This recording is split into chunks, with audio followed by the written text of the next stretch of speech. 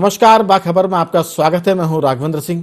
बाखबर में आज हम बात करेंगे दिग्विजय सिंह के बारे में। दरअसल दिग्विजय सिंह और सुर्खियां, इनका आपस में बहुत तगड़ा नाता है, बहुत अच्छा नाता हम कह सकते हैं कि अक्सर दिग्विजय सिंह सुर्खियों में रहते हैं, लेकिन जब बात संघ की हो, हिंदुत्व की हो, तब वो सुर्खियां और तीखी हो जाती हैं और ज़्यादा हो जाती हैं। ये बात आज इसलिए भी है क्योंकि इंदौर में दिग्विजय सिंह ने कांग्रेस की एक बैठक में कार्यकर्ताओं से कहा कि संघ आरएसएस की तरह है। जैसे कोई संस्था पंजीयन के बिना नहीं चल पाती, लेकिन संघ पंजीयन के बिना चलता है, नजर नहीं आता। जैसे दीमक नजर नहीं आती, लेकिन वो अंदर ही अंदर काम करती है।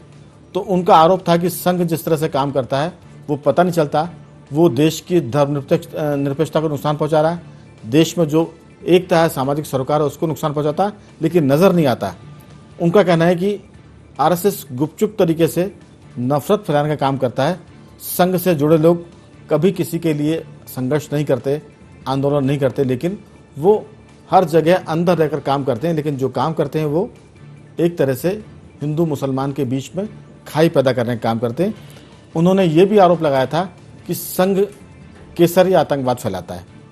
सैफरॉन टेररिज्म की बात भी दिग्विजय सिंह ने की थी, उसको लेकर भी वो काफ़ी सुर्खियों में रहे थे।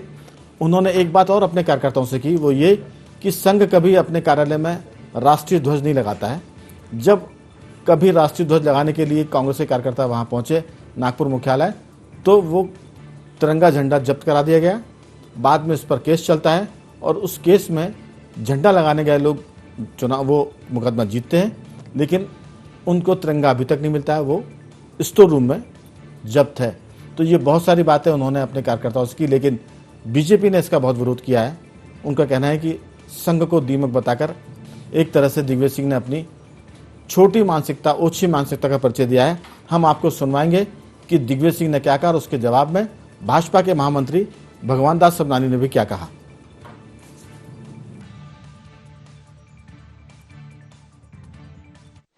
कि आप ऐसे संगठन से लड़ रहे हैं जो ऊपर नहीं दिखता, लेकिन नीचे जिस तरह से दीमक लगती है किसी घर में और किसी वस्तु में, उस तरह से काम करता है। मैं जब ये कहूंगा तो सबसे ज्यादा गालियां मैं खाऊंगा, क्योंकि आरएसएस से की मैंने तुलना दीमक के साथ कर दी। मुझे लगता है दिग्विजय सिंह जी को कहीं ना कहीं मानसिक रोग हो गया है संघ को लेकर के। संघ को जानने के लिए संघ में आना पड़ेगा। संघ राष्ट्रवाद की बात करता है, हमारी नसों में राष्ट्रवाद का खून बहता है, और उसको लेकर के बार बार ऐसी टिप्पणी करना, मुझे लगता है कि इससे ज्यादा घटिया मानसिकता दूसरी हो नहीं सकती। इसलिए दिग्विजय सिंह जी घटिया मानसिकता के दौर से गुजर रहे हैं और कांग्रेस उनको संभाले, अन्यथा कांग्रेस का पूरी तरीके से भट्टा धार करके यही अलग होंगे।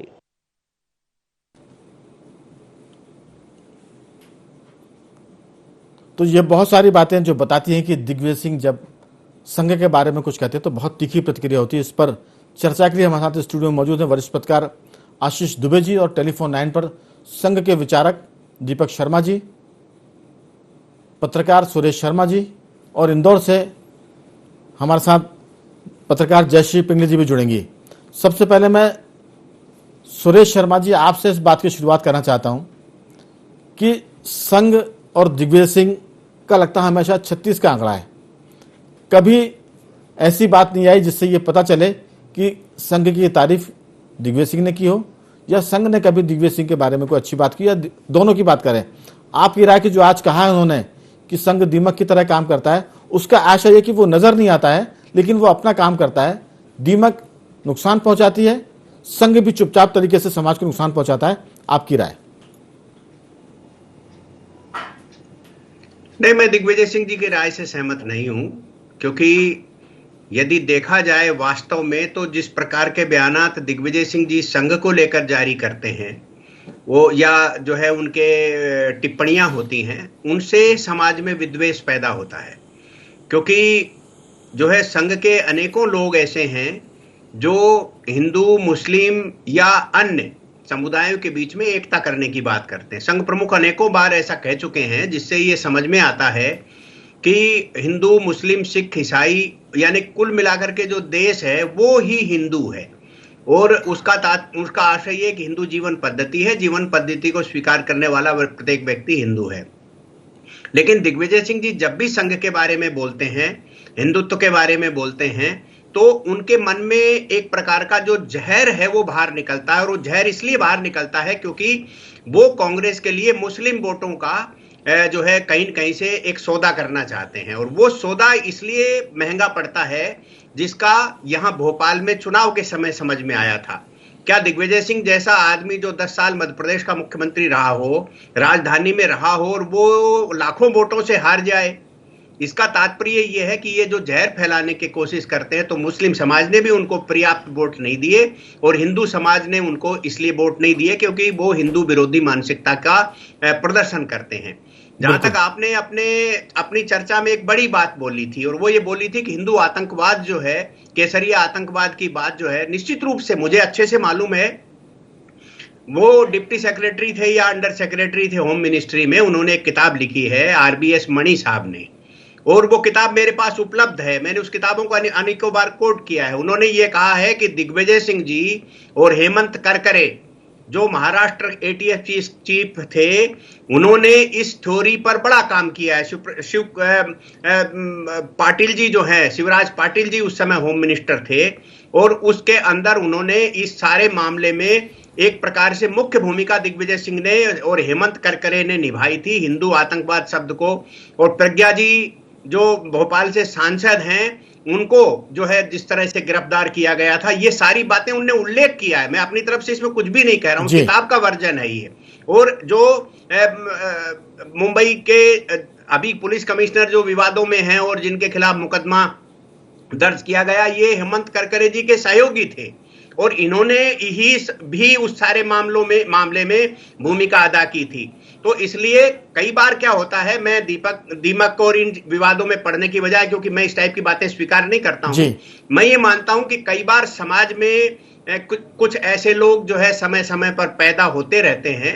दिग्विजय सिंह जी भी समाज में जो आजकल पैदा हुए हैं, वो एक ऐसे व्यक्ति के रूप में पैदा हो गए कि अब समाज उनके ऊपर हंसे या रोए, उन्हें अपना माने या पराया माने, उनको लेकर के गर्व की अनुभूति हो या शर्म की अनुभूति हो, ये कई बार समाज दुविधा में रहता है उनको लेकर के। लेकिन तो मुझे ये लगता है सुरेश जी, मुझे ये लगता है कि दिग्विजय सिंह जी जैसे लंबे राजनीति करने वाले व्यक्ति को वोटों की खातिर समाजों के बीच में जहर फैलाने का काम नहीं करना चाहिए, क्योंकि दिग्विजय सिंह जी की आज की टिप्पणी भी यही कहती है, इससे पहले की टिप्पणियां भी यही कहती हैं कि वो राष्ट्रीय स्वयंसेवक संघ का जो एक राष्ट्रवादी संगठन है, जिसने देश के निर्माण में राष्ट्रपति दिया है, प्रधानमंत्री दिया है, उपराष्ट्रपति दिया है, लोकसभा का अध्यक्ष दिया है, अनेकों राज्यों में उस पार्टी की विचारधारा की सरकारें हैं। मैं लौटूंगा आपसे, विस्तार से पूछूंगा इस पूरे मामले में, लेकिन लगता है कई बार दिग्विजय सिंह जी जो कहते हैं उसका अर्थ भी उल्टा निकाल लिया जाता है। उन्होंने अपने कार्यकर्ताओं को समझाने के लिए ये बात की कि जैसे बहुत चुपचाप तरीके से दीमक विध्वंसक काम करती है, हमें इस बात को समझना चाहिए कि लोग अगर इस तरह से समाज के भीतर काम करते हैं, उनसे बचने की जरूरत है। मैं लौटूंगा, देखिए मैं लौटूंगा आपके पास। एक लाइन में बोल दूं, ज्यादा नहीं बोलूंगा। मैं केवल ये कहना चाहता हूं कि यदि वो कांग्रेस के लिए दीमक समझते हो, समझ में आती है बात, लेकिन समाज के लिए दीमक समझें, ये थोड़ा सा ठीक नहीं है। बस इतना मैं लौटूंगा, लेकिन वो ये भी कहते हैं संघ का कोई पंजीयन नहीं है, बिना पंजीयन की संस्था, मतलब वो दिखती नहीं है, रिकॉर्ड पर संस्था नहीं है। वो ये कहते हैं कि वो राष्ट्रवाद की बात करती है, लेकिन वो तिरंगा नहीं लगाते हैं। तो ये बहुत सारी बातें उन्होंने अपने कार्यकर्ताओं को समझाने के लिए की है, जिसका कई बार लोग गलत मतलब निकालते हैं। मैं लौटता हूं, हमारे साथ दीपक शर्मा जो संघ के जानकार है, विचारक है, वो भी जुड़ गए हैं। जयश्री पिंगले इंदौर से पत्रकार हमारे साथ जुड़ गई हैं, और स्टूडियो में आशीष दुबे जी तो ही हैं। दीपक शर्मा जी, सुरेश जी ने बहुत सारी बातें विस्तार से की है, लेकिन जो दिग्विजय सिंह ने कहा कि संघ बहुत गुपचुप तरीके से काम करता है, और जो संघ का काम है, कांग्रेस का अपना नजरिया उसके बारे में, उसका वो बार बार उल्लेख करते हैं कि वो हमेशा हिंदुत्व को आगे बढ़ाते हैं, विद्वेष फैलाते हैं मुसलमानों को लेकर, अल्पसंख्यक को लेकर। इस राय पर आपका क्या कहना है दीपक जी? राघवेंद्र जी, दो चीजें बहुत स्पष्ट रूप से हम सबको समझना चाहिए। दिग्विजय सिंह जी पूरे देश के अंदर ऐसे कांग्रेसी व्यक्ति हैं जो संघ को बहुत अच्छे से जानते हैं, तो वो अनायास ये सारी बातें नहीं करते हैं। उसके पीछे उनका एक बड़ा मोटिव होता है, और वो मोटिव जो है वो कांग्रेस की खुद की एक अपनी वोट बैंक बनाने का प्रयास रहता है। मुसलमानों को किस तरीके से वो अपने साथ रखें, उसको डर दिखा के। जहां तक गुपचुप तरीके से काम करने की बात करते हैं, तो देश में 60,000 से अधिक स्थानों पर रोज संघ की शाखाएं लगती हैं। वो देश में कितनी जगह प्रवास करने जाते हैं, किसी भी शाखा में कभी भी चले जाएं, उनको खुला आमंत्रण है। 2.5 लाख से अधिक सेवा कार्य संघ से निकले हुए लोग पूरे देश भर में चलाते हैं। वो किसी भी सेवा कार्य में जुड़ जाएं, देखें, करें, जाके समझें, तो उनको ये सब कुछ नहीं करना है। उनका एक हेतु है कि संघ के ऊपर वो जैसे ही टिप्पणी करेंगे कुछ, वैसे ही वो लाइट में आते हैं। उन्होंने इस चीज को बना रखा है। और दुर्भाग्य से कांग्रेस के साथ 1947 में जो गांधी जी ने विसर्जन की बात करी थी कि अब इसका स्वाधीनता का कार्य पूरा हो गया है और कांग्रेस एक मूवमेंट थी, उसको विसर्जित कर देना चाहिए, वो तब नहीं हो पाया क्योंकि सत्ता के लोभ के लिए कई लोग उसमें उसका नाम और गांधी जी का खुद का नाम लेके अभी तक चौथी पीढ़ी चल रही है। पर वह काम अब दिग्विजय सिंह जी ने संकल्प ले लिया है कि मैं ऐसे उल जलूल बयानों को जानबूझ के दे के उस प्रकार से कांग्रेस की इतिश्री करूं। पर यह उनका बहुत सुलझा हुआ अपना दृष्टिकोण है। सब जानते हुए भी वो इस प्रकार की बातें करते हैं। हाँ, एक वरिष्ठ राजनेता से जो देश की चिंता करे, उससे कम से कम ये अपेक्षा नहीं की जा सकती और वो इस काम को हमेशा करते रहते। एक बात है, क्या जो दिग्विजय सिंह बोलते हैं वो पासा पलट के कांग्रेस को उल्टा पड़ता है? 135 साल की कांग्रेस की स्थिति कहाँ है आज, वो समझे ना इस चीज को। आपने एक प्रकार से पूरे एक समाज को काटने की प्रक्रिया शुरू करी, उसके बारे में कोई चिंता नहीं करते थे। और संघ ने तो शुरू से उद्घोष किया है कि गर्व से कहो हम हिंदू हैं। तो गर्व से कहो हिंदू मतलब किसी और के लिए नहीं कहा, संघ के आज के वर्तमान संघ चालक कहते हैं कि इस देश में जो भी सब निवास करते हैं, जो इस धरती को अपनी माता मानते हैं, अपने पूर्वजों को का सम्मान करते हैं, वो सब भाई हैं। इसका मतलब ये हुआ कि संघ मुसलमान के खिलाफ नहीं है, अल्पसंख्यक के खिलाफ नहीं है, वो खुद इनको चाहता है कि वो एकता के रास्ते पर आए या एकता को और मजबूत करे, और दिग्विजय सिंह इस बात को समझ नहीं पा रहे हैं। किसी को भी भिन्न भिन्न दृष्टि से नहीं देखता। मुझे बताइए, वसीम रिजवी जो हैं वो तो संघ के नहीं है ना, वो तो अभी तक उत्तर प्रदेश वक्फ बोर्ड के चेयरमैन थे, वो अब जितेंद्र नारायण सिंह त्यागी हो गए। अली अकबर केरल में इतनी बड़ी एक फिल्मकार हैं, बड़ा फिल्म बनाते हैं, वो उनका क्या हुआ? सुकुमावती सुकर्णोपुत्री एक ऐसे देश में जहां 98% मुस्लिम हैं, वो बड़ी ज्ञानी हैं, वो बड़ी अध्येता हैं, वो 35,000 लोगों के साथ एक सनातन विचारधारा की तरफ मुड़ के आती।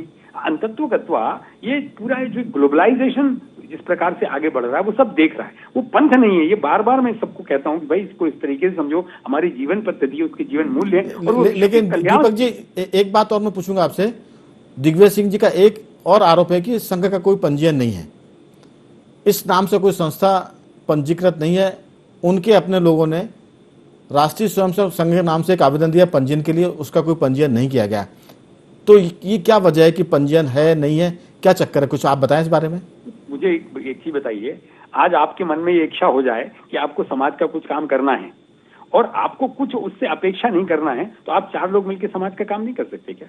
पंजीयन लेना आवश्यकता नहीं है। 65-70 साल आपकी सरकारें रही, 10 साल आपकी राज्य में सरकार रही, आप ऐसा कोई पंजीयन अनिवार्य कर देते तो ले लेते, पंजीयन की आवश्यकता नहीं। क्योंकि मैं लौटता हूँ, सवाल बहुत सारे हैं, क्योंकि जब दिग्विजय सिंह संघ के बारे में कुछ कहते हैं तो लोग कहते हैं कि इससे बीजेपी को फायदा हो जाता है और कांग्रेस को नुकसान होता है। कई बार लोग हंसी मजाक में ये भी कहते हैं कि इस तरह के बयान जो भी लीडर देते हैं कांग्रेस के, उससे भाजपा को फायदा होता है। तो मैं पूछूंगा, क्या सच में बीजेपी को इससे फायदा होता है?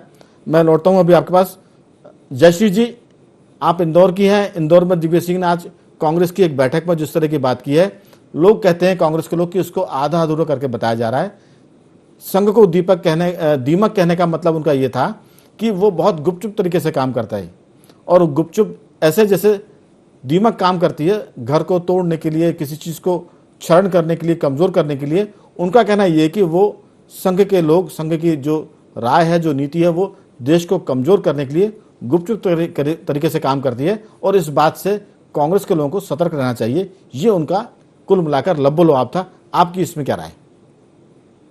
जी, मैं भी जो सोशल मीडिया में जो आई है उनकी क्लिप्स, उसके आधार पर ही बात कर सकती हूँ फिलहाल। तो उसमें तो विषय तो हिंदू और हिंदुत्व को लेकर था, जो उनको अपनी बात कहनी थी, और उस पर संघ पर उनकी जो टिप्पणी आई है वही है दीमक वाली जो आपने कहा है वो। देखिए, दिग्विजय सिंह और की कार्यशैली भी आप इतने समय से जानते हैं, हम सब पत्रकार, और आपने भी इतना क्लोजली, इतने करीबी तरीके से उनको कवर किया है, देखा हुआ है। तो मुझे कई बार लगता है कि उनके जो रिश्ते हैं संघ के साथ वो बहुत ही मतलब रकीब भी हैं और हबीब भी हैं, मतलब दोनों तरह का मसला है उनका। तो कुछ चीजें जो उनकी इस तरह होती, जैसे अभी कुछ दिनों पहले उन्होंने बयान दिया था कि जब वो नर्मदा परिक्रमा में थे तो अमित शाह जी ने उनको बहुत सुविधाएं वहां पर लोगों को भेजकर, और गुजरात की बॉर्डर पर जब वो परिक्रमा गई गुजरात के सीमा में, तो वो बहुत ही बेहतरीन व्यवस्थाएं उन्होंने की थी। और जब वो मुख्यमंत्री थे तब बीजेपी की वर्किंग कमेटी के लिए वो वेलकम करते थे, उनके लिए एक स्वागत भोजन भी करने की विचार रखते थे। इस तरह का उनका अपना एक व्यक्तिगत राजनीति का एक तरीका है उनका। तो जहां तक संघ का सवाल है, उनका जो उस संदर्भ में उन्होंने क्यों उस तरह की भाषा का इस्तेमाल किया होगा, या वो क्या समझाना चाहते होंगे अपने कार्यकर्ताओं को, वो तो शायद अपन यहाँ बैठकर ये अपने को अभी पता नहीं है पूरी तरह से, तो कुछ टिप्पणी नहीं की जा सकती। लेकिन ओवरऑल जो राजनीतिक तौर पर उनके जो कमेंट्स होते हैं या बात होती है, तो इस बार ऐसा होता है कि दोनों तरफ कहा जाता है। कांग्रेस को लोगों को लगता है कि इससे एक दूसरा जो एक उनका कांग्रेस का टारगेटेड वोट बैंक है उसको फायदा पहुंचता है, और इधर आरएसएस और बीजेपी में भी एक होता है कि जो सोशल मीडिया ट्रेंड है उसके अकॉर्डिंगली उनको भी शायद एक बड़ी कैचलाइन। एक बात बहुत कही जाती है कि चाहे सलमान खुर्शीद हो, मणिशंकर अय्यर हो, दिग्विजय सिंह हो या राहुल गांधी हो, जब ये कुछ बात करते हैं बीजेपी के बारे में, संघ के बारे में, तो इससे नुकसान भाजपा को और संघ को नहीं होता बल्कि कांग्रेस को होता है। और लोग कहते हैं कि ये एक तरह से कांग्रेस के भीतर भाजपा के स्टार प्रचारक हैं, इस तरह की बात भी की जाती है। आप इससे कितना इत्तेफाक रखती हैं? देखिए, कुल मिला के मसला ऐसा है कि सारा जो कुछ भी पॉलिटिकल कवायद है या पॉलिटिकल कॉन्फ्लिक्ट है, वो सारा कुछ आजकल सोशल मीडिया, ट्विटर पे और इंस्टा पे और इस तरह से चल रहा है।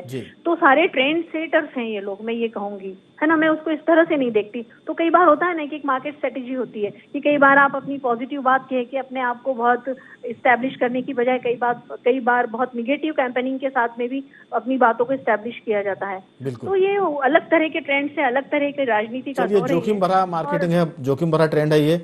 कई बार फायदे होते हैं, कई बार नुकसान होते हैं, लेकिन अभी तक तो कांग्रेस इस बारे में जो उसका वोट बैंक है वो घटता जा रहा है। तो हमें लगता है कि जो भी उसकी स्ट्रेटजी हो मार्केट की या वोटर को अपनी तरफ लाने की या अपनी बात को लोगों तक पहुंचाने की, मुझे लगता है कि अभी घाटे का सौदा ज़्यादा हो रहा है, क्योंकि हर जगह उसका वोट बैंक घट रहा है या वो सरकारों से, राज्यों से सरकारें उसकी कम होती चली जा रही हैं। आशीष जी, आपने सबकी बातों को सुना है, सुरेश शर्मा जी की, दीपक शर्मा जी की, जयश्री पिंगले की, दिग्विजय सिंह जी जो कहते हैं उसका आशय क्या वाकई संघ को हिट करना होता है, बीजेपी को हिट करना होता है, या कांग्रेस के जो कार्यकर्ता उनको मोटिवेट करना होता है? क्या लगता है आपको? देखिए, दिग्विजय सिंह जो शुरू से हैं, लगभग बहुत समय से दिग्विजय सिंह का एक खास एक निशाना रहता है कि वो आरएसएस को हमेशा हिट करते हैं। जब वो मुख्यमंत्री थे तब भी, उसके पहले भी और उसके बाद भी। कांग्रेस के अंदर भी एक ऐसा एक समूह है जो एक आरएसएस को टारगेट पे लेके चलता है। तो ये हो सकता है कि कांग्रेस की अंदरूनी कोई स्ट्रेटेजी होगी, कुछ नेता उसे हिट करें, कुछ नेता दूसरी तरह से बात करें। जैसे बहुत पहले भी कांग्रेस में दक्षिणपंथ समर्थक बहुत सारे नेता हुआ करते थे। लेकिन अभी का जो तात्कालिक मामला है, जो हिंदुत्व और हिंदू को लेकर जो बातें, एक नई बहस शुरू की गई है, तो राहुल गांधी भी लगातार इस तरह की बातें करते हैं। दिग्विजय सिंह जो बात कर रहे हैं कमोबेश उससे मिलती जुलती है। और दिग्विजय सिंह की एक पुरानी लाइन रही है कि वो आरएसएस के प्रबल विरोधी के या मुखर विरोधी के तौर पर, अर्जुन सिंह जी की भी यही लाइन हुआ करती थी। बिल्कुल। और उसके बाद ये लाइन जो आप बता रहे हैं, ये दिग्विजय सिंह जी ने इसको अडॉप्ट किया या उसको आगे बढ़ा रहे हैं? बिल्कुल, दिग्विजय सिंह उसको आगे बढ़ाते हैं और वो अपनी लाइन नहीं छोड़ते, क्योंकि तमाम आलोचनाओं के बाद भी वो उसे करते हैं। अब वो आज जो उन्होंने बात कही है, वो कांग्रेस के एक प्रशिक्षण शिविर में उन्होंने बात कही है। तो कांग्रेस की एक लाइन है जिसको लेकर वो बात कर रहे हैं, और वो उनकी अपनी भी एक लाइन है। लेकिन इन सबके अलग हम सोचें कि कांग्रेस को उससे नुकसान होता है फायदा, तो कांग्रेस इस मामले में ही पिछले लगभग 2-2.5 दशक से दुविधा की स्थिति में है कि वो खुद किस लाइन पर चले। क्योंकि कांग्रेस जो है आज़ादी के लगभग बाद से लेकर और 1972-73 तक भी घनघोर और प्रबल हिंदू समर्थक पार्टी के तौर पर स्थापित थी, और हिंदू वोट ही उसका सबसे बड़ा वो बैंक था जिसके जरिए वो सत्ता में हमेशा रहती आई थी। उसके बाद जो 1980 में बीजेपी का जब उदय हुआ और बीजेपी में आरएसएस से बहुत सारे नेता तात्कालिक रूप से आए और उन्होंने अपनी एक जड़ें जमाने के लिए बहुत सारी चीजें की, राम मंदिर का मुद्दा आया, उसी समय एक शाहबानो मामला हुआ। तो कांग्रेस की सरकार, जब राजीव गांधी का दौर था, उस समय तो थोड़ा सा वहां से लाइन कांग्रेस की चेंज हुई और बहुत सारी दुविधाओं में फंस गई। तो कांग्रेस के साथ जो नुकसान और फायदे की स्थिति है, कांग्रेस को जो धर्मनिरपेक्ष जो जवाहरलाल नेहरू के सिद्धांत पे चलने की कोशिश करते थे, वो चीज जो है बहुत बाद में आके टूटी है। तो कांग्रेस को ये चीज सोचना चाहिए कि उसकी जो पॉलिटिक्स है इसमें उसे बहुत ज्यादा, मुझे नहीं लगता कि इस तरह के बयानों से बहुत ज्यादा उसको लाभ होता होगा, लेकिन उसकी जो एक अपनी लाइन है वो जो समझाना चाहती है वो स्पष्ट नहीं होती है। और नई तरह की, अगर हम कांग्रेस के संदर्भ में देखें जैसे तो आपने कहा ना कि कांग्रेस में भी दक्षिणपंथी बिल्कुल लीडर बहुत रहे हैं, तो मुझे लगता है कि इस तरह की जब बात होती होगी तो जो कांग्रेस के भीतर दक्षिणपंथी जो लीडर हैं वो मेरे ख्याल से अपने आप को थोड़ा सा उपेक्षित या कटा हुआ महसूस करते हैं। बिल्कुल उससे कटा हुआ महसूस करते हैं। और ये कांग्रेस एक स्पष्ट तौर पर हिंदुओं के भरोसे वाली पार्टी थी, उसके बाद ये चीजें अलग हुई हैं। तो ये जो बयानबाजी जो है, ये जो बयान होते हैं, तो कांग्रेस उसमें एक लाइन जो दुविधा की स्थिति जो कांग्रेस के साथ पैदा हुई है वो यही है। चलिए मैं पूछता हूं सुरेश शर्मा से। सुरेश जी, समझाने की बात है दिग्विजय सिंह जी की या कांग्रेस के लोगों की, जब वो संघ को लेकर समझाने की कोशिश करते हैं कि हमको किस तरह से काम करना। कई बार तो राहुल गांधी ने यह भी कहा कि हमको संघ के पैटर्न पर काम करना चाहिए। जी, दोनों चीजें साथ साथ शुरू हुई थी, लेकिन सेवादल उस मामले में पीछे रह गया और कुछ मामलों में संघ उससे आगे चला गया। क्योंकि जो संघ की पॉलिसी है, जो संघ काम करने का तरीका, उसको अडॉप्ट करने की बात राहुल गांधी करते हैं। मुझे लगता है कि अपनी पार्टी के लोगों को समझाने के लिए वो संघ का एग्जाम्पल तो देते हैं, लेकिन जब वो बाजार में चीज आती है तो वो कांग्रेस के खिलाफ चली जाती है। और इस मामले में बीजेपी के लोग बड़े चतुर हैं, जो राहुल गांधी की, मणिशंकर अय्यर की, सलमान खुर्शीद की, दिग्विजय सिंह जी की बातों को अपने पक्ष में करके लाभ लेते हैं और कांग्रेस से उसको नुकसान हो जाता है। आपकी राय, क्या कांग्रेस सच में हिंदुत्व को लेकर दुविधा में है, संघ को लेकर वो कंफ्यूज है? आपकी राय? देखिए राघवेंद्र जी, अटल बिहारी वाजपेयी जी ने एक बार कहा था कि सांप्रदायिकता दुधारी तलवार है, यदि आप एक तरफ काटने की कोशिश करेंगे कट जाएगा। यानी कि दिग्विजय सिंह जब मुसलमानों की तरफ जो है वोट की फसल काटने की कोशिश करेंगे तो हिंदुओं की फसल जो है अपने आप तैयार हो जाएगी। और ये आशीष जी ने एक बहुत अच्छी बात कही है कि राजीव गांधी जी के समय, मैं इसके साथ एक चीज जोड़ना चाहता हूं। देखिए, राजीव गांधी जी के समय नहीं, जब राजीव गांधी जी के साथ श्रीमती सोनिया गांधी ने मिशनरी पक्षधर राजनीति शुरू की, यानी कि इनकी सत्ता में केंद्र बिंदु में मिशनरी आ गई। और उनके सभाएं देखिए सोनिया गांधी जी की, वो जब राष्ट्रीय अध्यक्ष बनी तो उन्होंने जो है केवल धर्मांतरण क्षेत्रों में ज्यादा अपने आप को जोर दिया और अपनी सरकार की ताकत वहां दिखा करके धर्मांतरण को प्रश्रय दिया। और इसकी प्रतिक्रिया 2014 में जाकर के सामने आई कि देश के हिंदू समाज को यह महसूस होने लग गया कि कांग्रेस जो है आपने वो मुसलमानों, बहुत महत्वपूर्ण बात की है। आप संक्षेप में इसको करेंगे तो मैं इस पूरी बात का, जो आपने कहा कि सोनिया गांधी ने किस तरह से धर्मांतरण के क्षेत्र में अपने आप को एक्टिव किया, मैं जरूर दीपक जी से पूछूंगा, क्या संघ ने इस बात का नोटिस लेकर उन क्षेत्रों में कार्रवाई की या वनवासी क्षेत्रों में ज्यादा काम किया? ये मैं पूछूंगा, आप पहले अपनी बात पूरी कर लें। मैं यही कहना चाहता हूं कि कांग्रेस जो है अपने मूल सिद्धांतों से भटक गई। उसे ये समझ में नहीं आया कि वो अपने जो राष्ट्र के विभाजन के समय जो उसकी नीति थी और लगभग 50 बरस राज किया, उन सिद्धांतों को लेकर के चले जिसमें वो दलित को भी रखती थी, आदिवासी को भी रखती थी, हिंदू को भी रखती थी, मुसलमान को भी रखती थी, सर्वधर्म समभाव मानसिकता से काम करती थी। वो आकर के साबानो प्रकरण से और सोनिया गांधी की मिशनरी पक्ष दर से जो है ये विभाजित हो गई। और आप देखिए दलित जो है वो चले गए एक साइड में। सुरेश जी, समय कम है, मैं लौटूंगा आपके पास। ठीक है, हो गई मेरी बात। आप दीपक जी, जो सुरेश जी बात कर रहे थे, जो आशीष दुबे ने कहा कि कंफ्यूज है कांग्रेस, वो जब संघ की बात करती है उसको नुकसान हो जाता है, वो समझ नहीं पा रहे हैं कि किस तरह से वो पार्टी को मजबूत करें। वो मिसाल देते हैं संघ की, लेकिन घाटा हो जाता है। आपकी राय की सोनिया गांधी ने क्या मिशनरी के जो क्षेत्र थे वहां अपने आप को फोकस किया और संघ ने इस बात को ताड़कर उन्हीं क्षेत्रों में काम किया जहां सोनिया गांधी या ईसाई मिशनरी धर्मांतरण का काम करती थी? आपकी राय बहुत संक्षेप में। सोनिया जी तो राजीव जी के बाद आई, संघ ने कोई उन क्षेत्रों में उसके बाद काम शुरू किया ऐसा नहीं है। संघ ने तो समाज ज्यादा फोकस किया। मेरा कहना है कि संघ ने फिर ज्यादा फोकस किया अपने आप को। नहीं, ज्यादा और कम का नहीं, जैसी जैसी शक्ति धीरे धीरे बढ़ती जा रही है। 1925 से लेकर 96 वर्ष हो गए। मैं बार बार कहता हूं कि कांग्रेस को खुद को विचार करना चाहिए कि उनकी स्थिति 135 साल में क्या हो गई। आप किसी से, आज दिग्विजय सिंह जी ने जो जहां से शुरुआत करी कि अपना जिससे विरोध है उसको अपने कुछ संघ से, तो संघ से उनका विरोध हो सकता है, संघ का तो किसी से विरोध ही नहीं है। संघ तो अपने खुद के काम में लगा हुआ है। उससे आपको यदि टक्कर लेना है तो आपको सामाजिक क्षेत्र में उतरना पड़ेगा, उसके लिए काम करना पड़ेगा। तो काम करना पड़ेगा, वो राजनीति एक क्षेत्र है, बहुत सारे क्षेत्र हैं जिनमें काम। लेकिन आपसे सीधा सा सवाल है मेरा, क्या इस तरह के बयानों से संघ मजबूत होता है? क्या इस तरह के बयानों से जो कांग्रेस के लीडर देते हैं उससे हिंदुत्व मजबूत होता है? आपकी एक वाक्य में उत्तर चाहता हूं मैं। अपने काम के कारण मजबूत होता है। चलिए, संघ मजबूत होना मतलब देश को मजबूत करने के लिए संघ काम करता है। बाकी समय खत्म हो रहा है। मैं जयश्री जी आपसे अंतिम टिप्पणी लूंगा। क्या दिग्विजय सिंह जी, सलमान खुर्शीद जैसे जो लोग बयान देते हैं उस वजह से बीजेपी मजबूत होती है? आपकी राय बहुत संक्षेप में।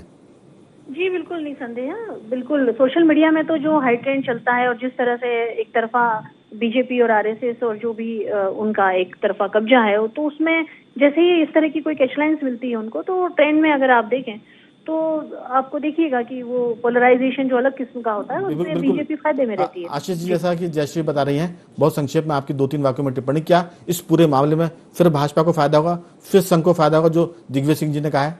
देखिए, इस मामले में एक्चुअली फायदा उठाने की जो मशीनरी है, देखिए एक पॉलिटिकल पार्टी के तौर पे जायज है कि बीजेपी जिस तरह से किसी भी इशू को लेती है और विरोधियों पर अटैक करती है, तो उसमें बीजेपी हर बार इसमें प्लस में रहती है। तो सवाल है कि अगर कोई बात कांग्रेस करे तो उसको बहुत तरीके से एक्सप्लेन करे और अपनी मानसिकता के साथ उसको लोगों को जोड़े। और आरएसएस के बराबर, फिर मैं कहूंगा जैसा शर्मा जी ने भी, दीपक शर्मा ने भी कहा है कि आरएसएस के बराबर में उसको अपने संगठन को और सेवा दल को खड़ा करके जुड़ना होगा, तब जाकर आप मुकाबले, तब जाकर मुकाबला बराबर का मेहमानों का मैं धन्यवाद करूंगा। दीपक शर्मा जी आपका, सुरेश जी आपका बहुत धन्यवाद, जयश्री जी आपका भी धन्यवाद और आशीष जी आपका भी बहुत बहुत धन्यवाद।